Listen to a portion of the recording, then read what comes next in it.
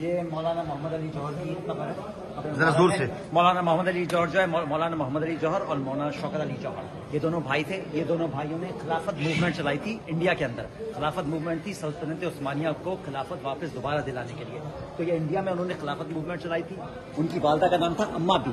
اور اما بی جو ہیں اما بی نے اپنے بیٹوں کو خلافت موومنٹ کے لیے وقف کر دیا تھا. اور اما بی نے ایک مشہور نعرہ دیا تھا مولانا محمد علی جوہر اور مولانا شوکت علی جوہر کو کہ جان بیٹا خلافت پہ دے دو. سبحان اللہ. جان بیٹا خلافت پہ دے دو. تو مولانا محمد علی جوہر جو ہے وہ خلافت کے لیے امت مسلمہ کو اکٹھا کرنے کے لیے ان کی پوری زندگی وقف کی. اخبار نکالا تھا, ایک کامریڈ اخبار نکالا تھا اردو میں, انقلاب اور ہمدرد.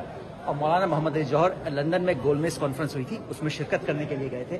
اور وہاں جا کر انہوں نے کہا تھا کہ خلافت جو ہے اس کو یہ ہمیں واپس کی جائے, اور نہیں تو مجھے جو ہے مجھے دفن کیا جائے گا یہاں پر. وہاں ان کا انتقال ہو گیا.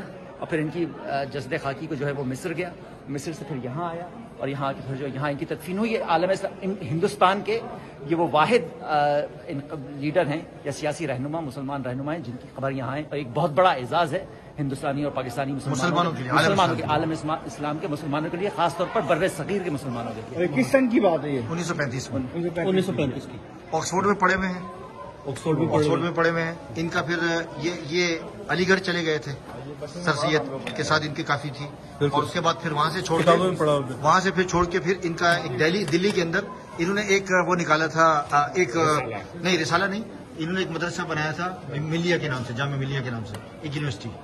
اور یہ جس طریقے سے انہوں نے بتایا سارا, باقی آپ نے سن لیا, یہ ان کی خبر ہے. اچھا یہ بات کیا